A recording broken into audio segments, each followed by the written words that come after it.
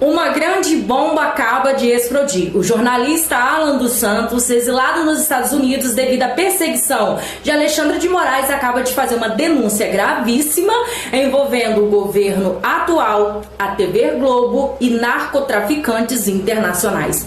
As revelações apontam para um esquema chocante ligado a fraudes eleitorais nos últimos anos. E olha só, prepare-se porque o que está por trás disso vai te deixar de queixo caído. Alan dos Santos, que trava uma batalha sem fim contra Alexandre de Moraes, traz diretamente dos Estados Unidos detalhes dessa trama explosiva.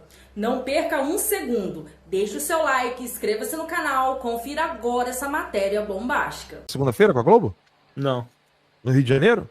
Os traficantes, ladrões, chama do que quiser, e os criminosos fizeram reféns os jornalistas da Globo.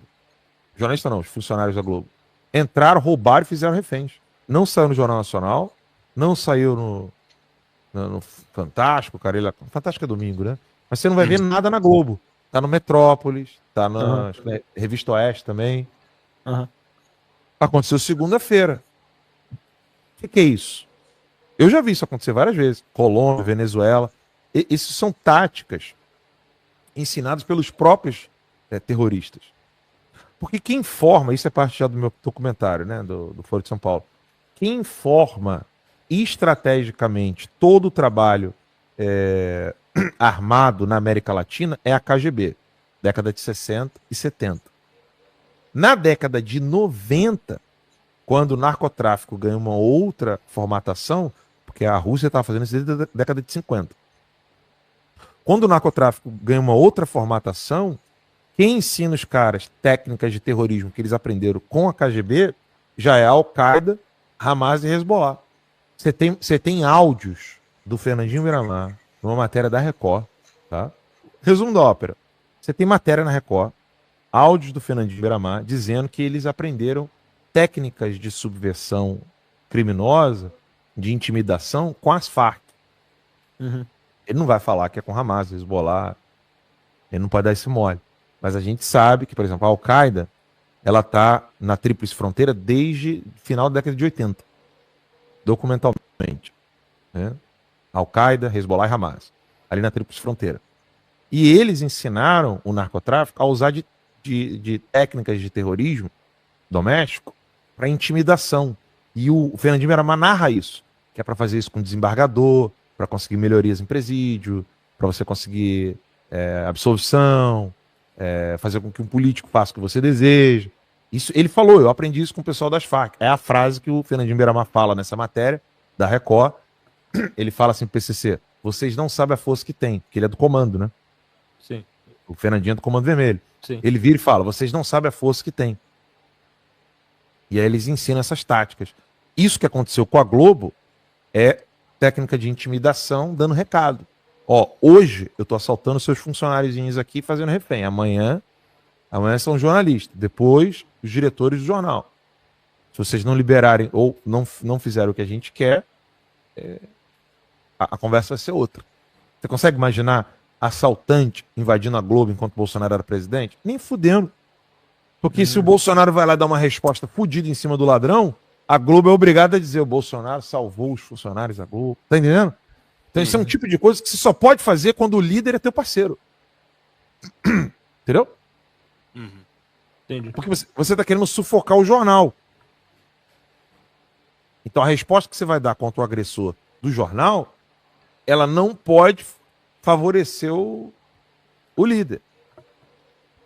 Então eles estão fazendo essas táticas já pensando, ó, muda aí o teu jeito de criticar isso, senão a gente vai começar a engrossar o caldo. Pois é, aconteceu segunda-feira, cara. Aqui, ó. A matéria é essa aqui, ó. Bandidos armados invadem estúdios Globo e assaltam funcionários. O título já é diminuindo, né? Porque Sim. foi um ato de terrorismo, né? E aí começa. 3 homens armados invadiram os estúdios Globo no Rio de Janeiro e assaltaram funcionários que estavam no set de Mania de Você. Aqui, 3 bandidos armados invadiram os estúdios Globo, localizado na zona oeste do Rio de Janeiro, na manhã da última segunda-feira, 10/3. Eles fizeram funcionários da emissora de reféns e roubaram celulares. Aprendi com o Lacombe que não é fizeram de reféns, fizeram reféns, né? Tá errado aqui o jornal. Mérito do Lacombe. O ataque aconteceu próximo ao set do resort Albacoa, que pertence à novela Mania de Você, de acordo com Notícias da TV. No Brasil, hoje se fala muito de Pix. As pessoas estão preocupadas com transações porque elas estão preocupadas com questões econômicas. Eu não tiro a razão dessas pessoas. É escondido delas o fato de que elas não podem se proteger e que o Estado é o culpado disso. E quando eu falo Estado, é o poder executivo com anos de PT, o poder legislativo com a elite que domina o Brasil, o Centrão, e o poder judiciário, com uma agenda bem clara. A Agenda 2030, uma agenda socialista interna, própria da América Latina, e interesses em manter-se no poder, com um medo extremo de ser regido pela vontade popular. Durante anos, os comunistas tentaram assumir o poder em vários países, na Europa, nos Estados Unidos e na América Latina, porque a Ásia já estava toda sob o controle deles. A China, a Coreia do Norte, a Rússia. Todos esses lugares já estavam dominados pelos comunistas, então faltava a Europa e faltava a América do Norte. A América Latina, na década de 60 e 70, sofreu vários ataques de grupos terroristas que atuaram de modo absolutamente criminoso para tomar o poder. Algumas respostas foram dadas no Chile e no Brasil, mas isso não durou muito tempo. Os comunistas mudaram de estratégia e pensaram duas vezes antes de atuar como eles estão fazendo hoje em dia. Após alguns anos de mudança de estratégia, sobretudo após a perestroika na Rússia, a abertura, o fim do muro de Berlim, os comunistas mudaram completamente de estratégia e decidiram então que agora eles precisavam dominar as mentes e os corações. Eles precisavam então dominar as igrejas, dominar as nossas escolas. Abandonaram os atos criminosos de terrorismo e passaram então a dominar as nossas instituições. Essas ações tiveram muito êxito. No fim das contas, os comunistas conseguiram criar a ONU, dominar a ONU por dentro, evitando que os países tomassem suas decisões domésticas e impuseram aos países decisões internacionais em nome da paz. Após a ONU, vários grupos, blocos que foram criados para dominar regiões foram então minimizando e minando cada vez mais a autodeterminação local, a soberania dos países. Então, mesmo que o povo conseguisse fazer alguma coisa, era-lhes retirado o poder, porque esses blocos e esses poderes globais iam impondo as suas agendas. Assim o povo ficando cada vez mais distante de tomar a decisão para determinar o futuro de suas vidas. Eu quero falar com você algo não tão profundo e não tão genérico, mas muito particular e que toca diretamente a sua vida. Você que mora no Brasil sabe que eu estou nos Estados Unidos em exílio. Tenho um filho americano e também nos Estados Unidos. Hoje é um local que eu quero guardar com todo o meu coração. Por isso esse vídeo é sobre o Brasil e os Estados Unidos. No Brasil, nós temos um criminoso no poder, rodeado de criminosos no poder judiciário e no poder legislativo. Que tipo de poder é esse que o Lula conseguiu?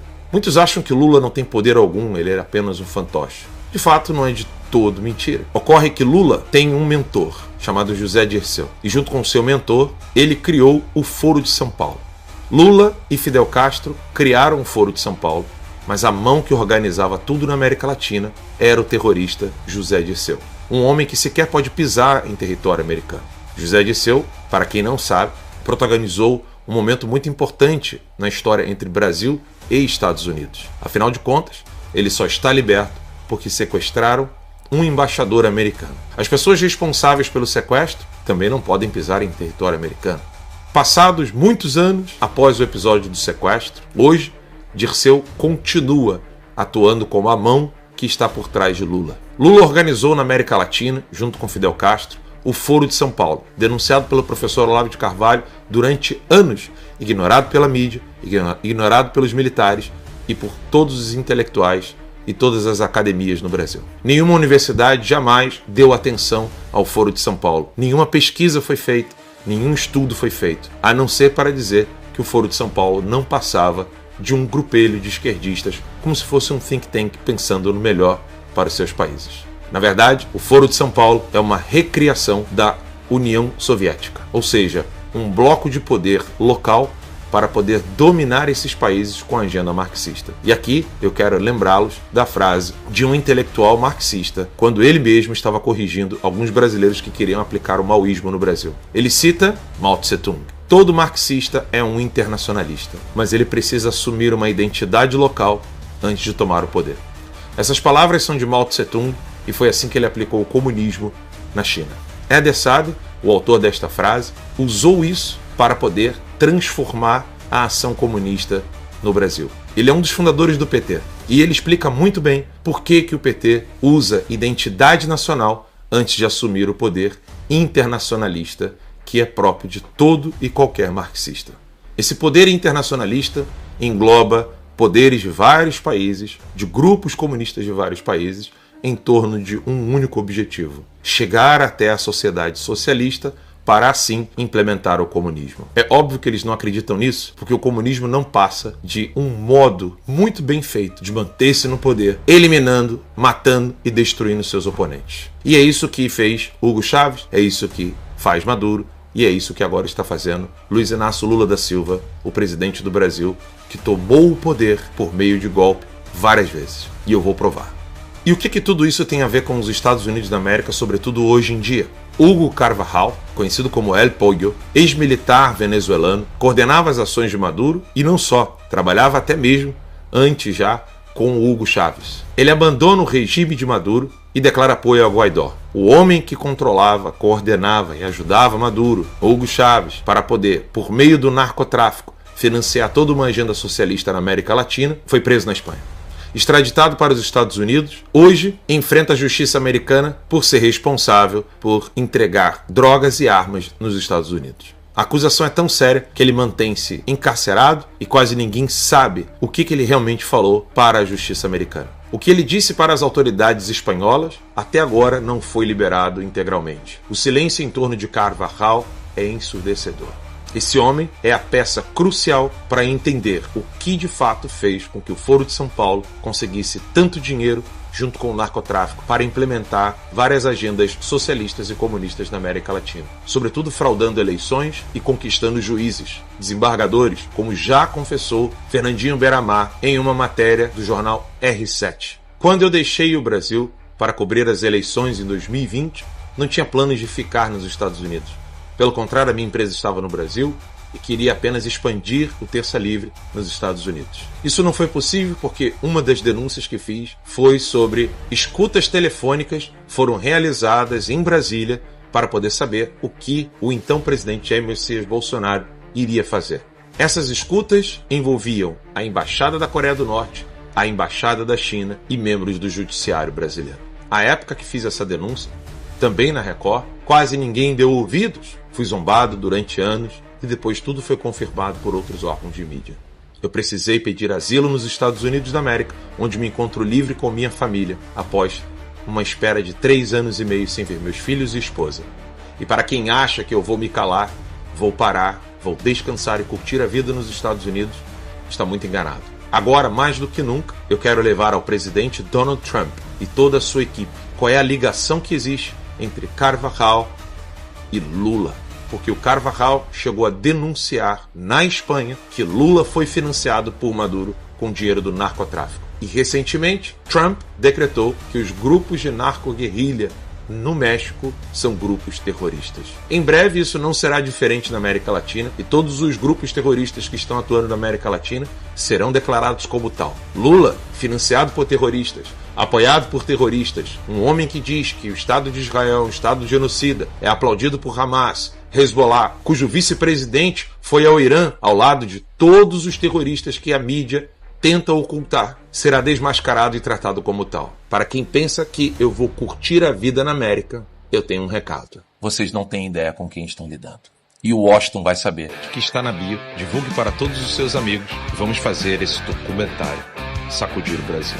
2026 não será como Lula. O jornalista Alan dos Santos, exilado nos Estados Unidos após ser alvo de perseguição política e censura, segue fazendo graves denúncias sobre os bastidores do governo brasileiro. Com o apoio de figuras como Donald Trump e Elon Musk, Alan afirma que sua missão agora é expor a verdade ao mundo. Estando nos Estados Unidos, ele tem mais segurança para revelar informações que a grande mídia brasileira não mostra. E o que esperar para 2026? A política mundial está mudando. A direita já venceu nos Estados Unidos, Argentina, El Salvador, Alemanha e pode ganhar força na França. Será que o Brasil seguirá esse caminho? Bolsonaro está inelegível, mas até quando? Se Lula saiu da cadeia e virou presidente, será que o mesmo pode acontecer com Bolsonaro? O julgamento de Bolsonaro está próximo. O STF, com ministros indicados por Lula e Alexandre de Moraes, será realmente imparcial ou haverá uma interferência internacional nesse caso? Por que Bolsonaro agora arrasta multidões e Lula só aparece em eventos fechados? Quem será o candidato da direita com Bolsonaro inelegível? Tarcísio de Freitas surge como um dos nomes mais fortes, mas após seu recado direto ao STF na manifestação de Copacabana também acaba sendo grande ainda. Além dele, Ronaldo Caiado e Pablo Marçal também aparecem como possíveis candidatos. Mas enquanto isso, Lula parece estar cansado e com problemas de saúde. Será que ele vai passar o bastão para Gleice Hoffmann ou outro nome do PT? E você, o que você acha? Bolsonaro pode ser preso como Lula foi? A esquerda está planejando uma revanche política? A direita conseguirá virar o jogo em 2026? Deixe aqui o seu comentário, inscreva-se no canal, ative o sininho e curta esse vídeo para espalhar essa informação.